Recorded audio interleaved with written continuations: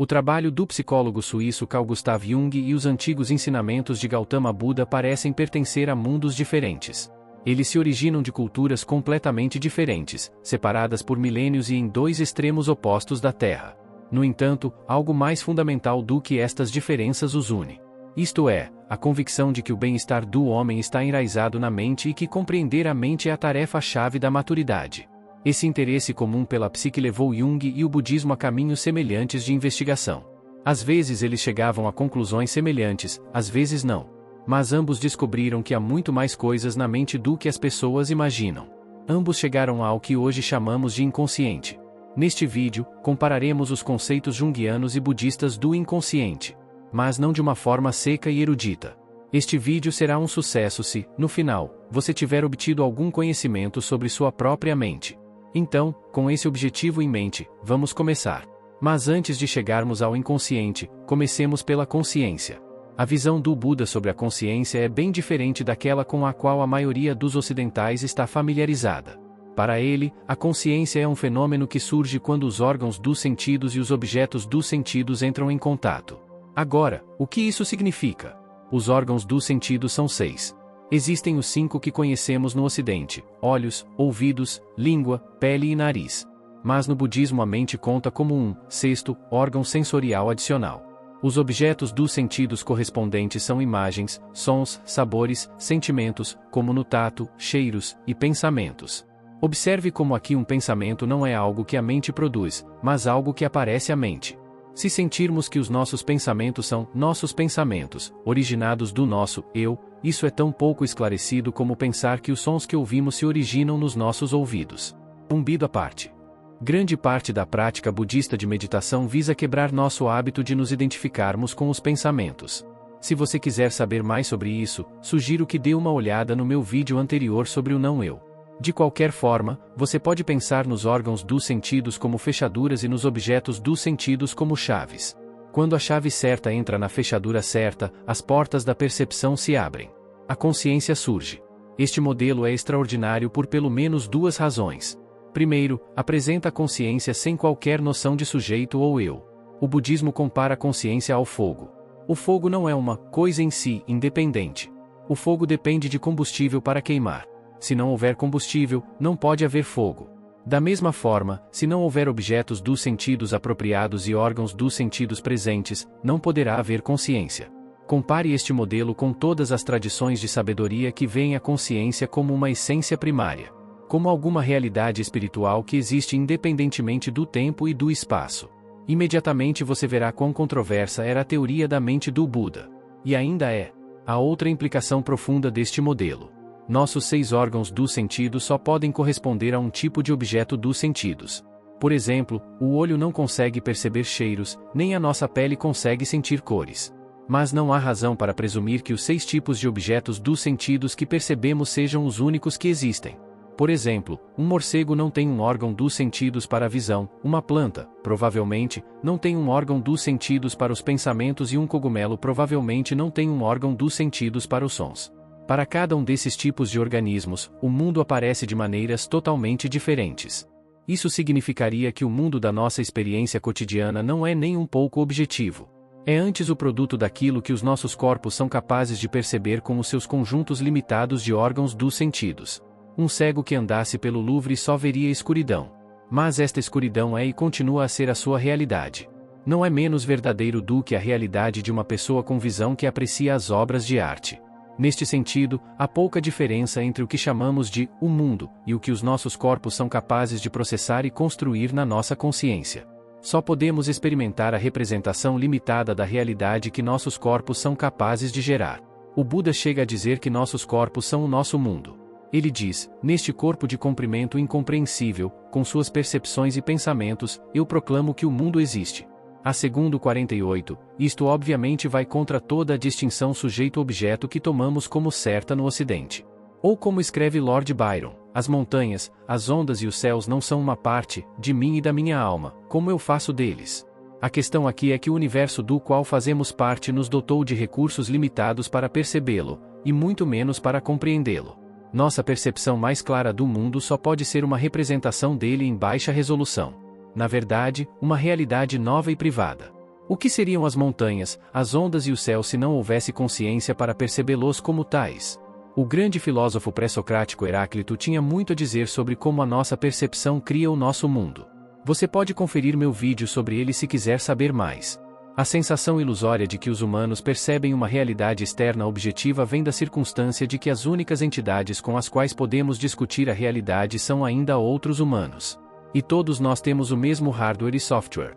Se algum de nós tiver ideias engraçadas sobre o que é a realidade, nós o guardaremos em asilos para loucos. Mas o único argumento real a favor dos sãos versus os insanos é que os primeiros superam os últimos. Alegadamente. Uma discussão desesperada, se é que alguma vez existiu.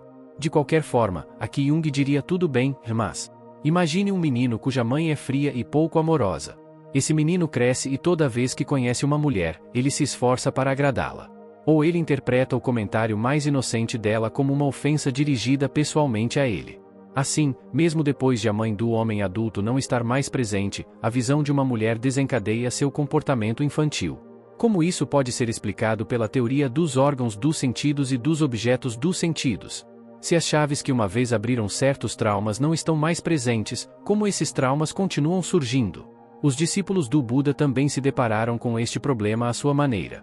Tornou-se mais óbvio para a escola budista do Yogacara, que consistia nos meditadores mais avançados que o mundo já conheceu.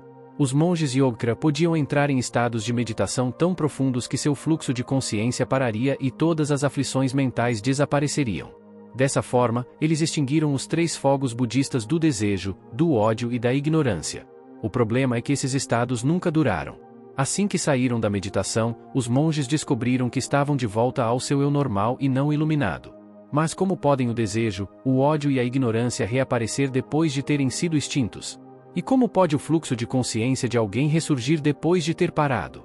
Ou se tomarmos o sonho como um exemplo junguiano, como e para onde nossa consciência retorna quando acordamos? Tanto para Jung quanto para os budistas Yogacara, esses tipos de questões apontavam na mesma direção. A consciência por si só não é suficiente para explicar a experiência humana. Deve haver alguma região adicional da mente que permaneça ativa mesmo quando a consciência se dissolve. Essa região de fundo deve ser o que conecta e acompanha todas as nossas experiências momentâneas. Os budistas chamavam esse contexto da mente de Laya Vigna, que significa consciência de armazém. Jung chamou isso de inconsciente. Ele descreveu assim: tudo o que eu sei, mas no qual não estou pensando no momento. Tudo o que é percebido pelos meus sentidos, mas não notado pela minha mente consciente. Tudo o que, involuntariamente e sem prestar atenção, sinto, penso, lembro, quero fazer. Todas as coisas futuras que estão se formando em mim e que algum dia virão à consciência. Tudo isso é o conteúdo do inconsciente.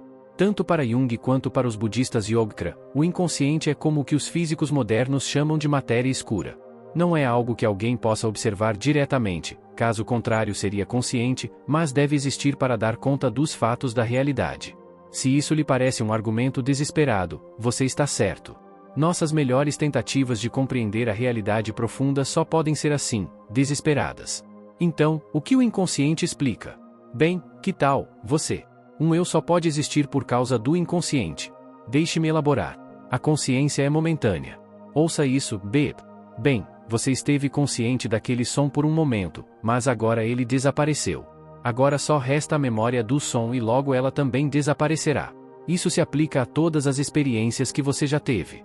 Se você tivesse apenas a sua consciência, haveria apenas um fluxo incessante de experiências desconectadas, sem qualquer narrativa que as conectasse. Sua mente seria como uma panela sem o fundo. Não importa quanta experiência seja investida nele, ele permaneceria vazio de conceitos como eu e mundo. Este insight vem dos budistas Yogacara.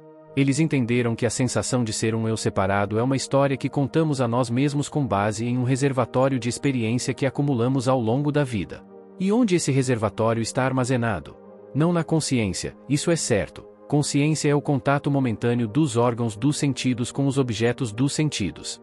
Portanto, nossas experiências passadas devem ser registradas em um Laya Vigna, um depósito inconsciente da mente.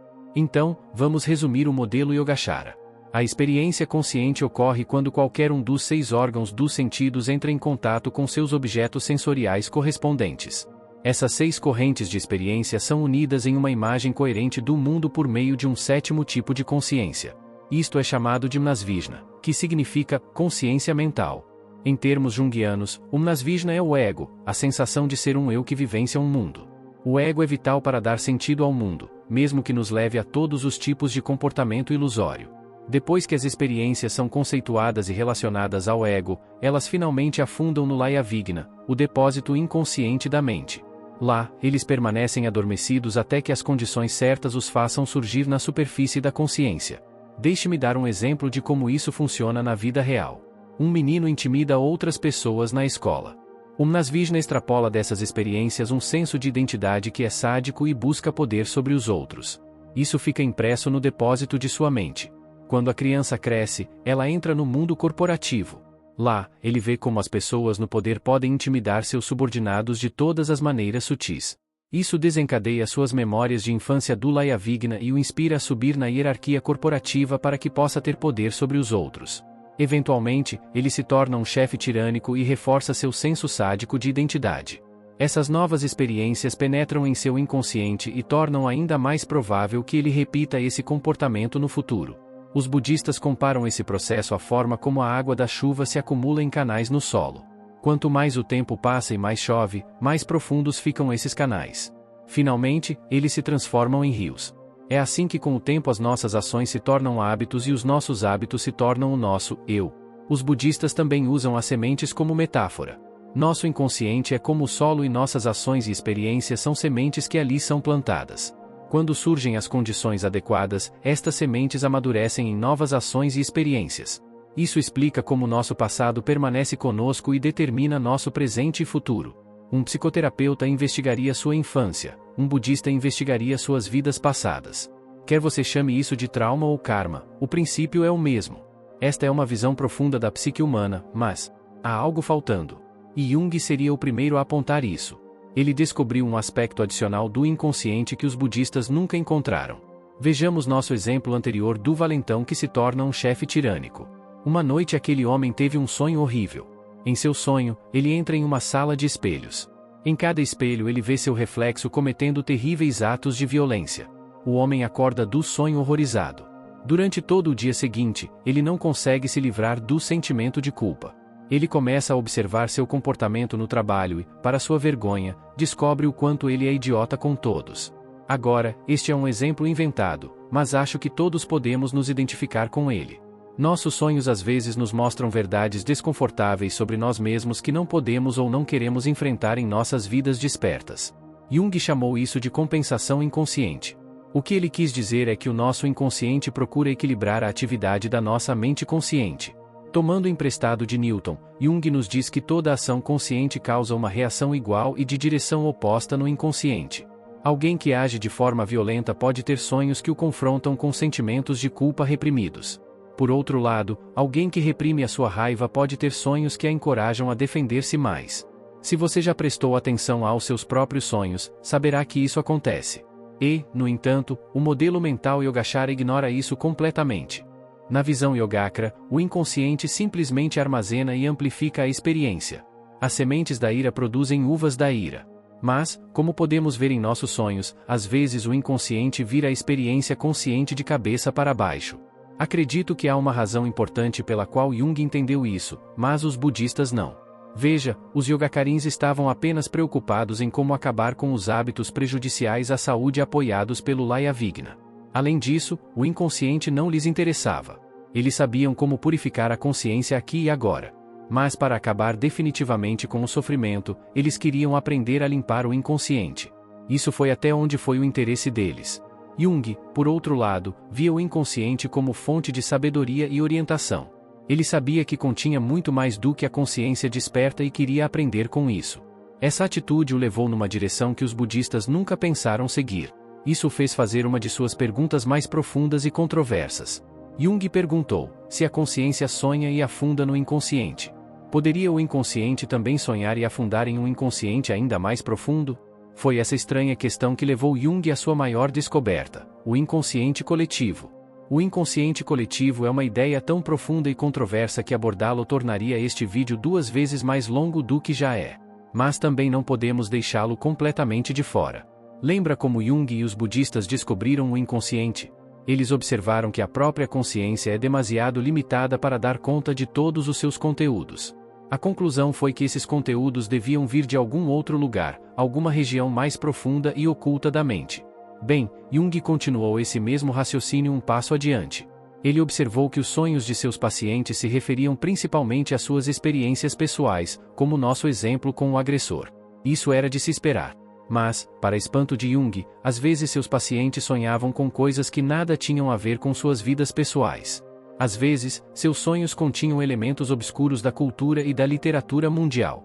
Deuses antigos, imagens alquímicas, mitos mesopotâmicos. Como as pessoas poderiam sonhar com coisas que não conheciam? Quanto mais sonhos ele analisava, mais convencido Jung ficava. Deve haver uma região ainda mais profunda da mente sob o inconsciente pessoal. Esta região contém de alguma forma tudo o que já foi vivenciado pela mente humana e é comum a todas as pessoas. Talvez até seja comum aos animais também. Jung chamou isso de inconsciente coletivo. Um grande depósito de conteúdo psíquico que é o berço de todas as nossas psiques individuais. Por estarmos conectados desta forma, tudo o que um indivíduo pode vivenciar também pode ser vivenciado coletivamente. O Iluminismo, o movimento nazi, a Revolução Protestante. Estes são todos exemplos de como grandes grupos de pessoas podem agir como um único indivíduo possuído por uma ideia ou um estado emocional. O inconsciente coletivo é uma rede na qual estamos todos conectados. Nossas ações surgem e contribuem para a rede de todas as mentes individuais. Esta é obviamente uma ideia controversa. E isso teria aterrorizado os budistas. Não só existe a consciência que deve ser libertada, e não só o inconsciente deve ser libertado, mas há também o inconsciente coletivo de todos os seres sencientes que deve ser libertado do sofrimento. Como você poderia curar o karma coletivo de todos os seres sencientes? Bem, talvez, em algum nível, os budistas tenham entendido isso. Isso explicaria o voto de Bodhisattva. Na tradição Mahayana, um monge jura adiar a sua própria iluminação até o dia em que todos os seres sencientes sejam libertados do sofrimento. Ele jura: os não resgatados eu resgatarei, os não liberados eu libertarei, os inconfortáveis eu consolarei, aqueles que ainda não alcançaram o nirvana final, eu farei com que atinjam o nirvana final. O budismo Mahayana reconhece que seu projeto nunca poderá ter sucesso se pelo menos um único ser senciente permanece na ignorância e no sofrimento. Será esta uma intuição daquilo que Jung chamou de inconsciente coletivo? Acredito que todos os místicos do mundo nos ensinam que, em algum nível profundo, somos todos como folhas de uma árvore. As muitas folhas criam a ilusão de muitos seres. Mas no final, existe apenas a árvore que vive através de cada um de nós. Devemos acreditar a Jung e a sua tentativa séria de dar uma expressão científica a esta ideia.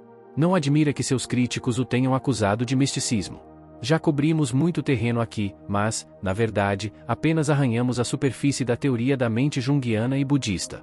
Nem sequer mencionamos os arquétipos e complexos junguianos, nem exploramos o karma e o renascimento budistas. Deixo isso para vídeos futuros. Espero que você saia dessa sabendo que sua mente é muito mais misteriosa e complexa do que parece.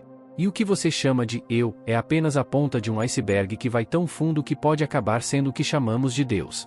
Obrigado por passar seu tempo aqui comigo. E compartilhe este vídeo com quem você acha que iria gostar. De qualquer forma, desejo-lhe tudo de melhor e lembre-se, o que você procura está procurando você. Vejo você na próxima vez.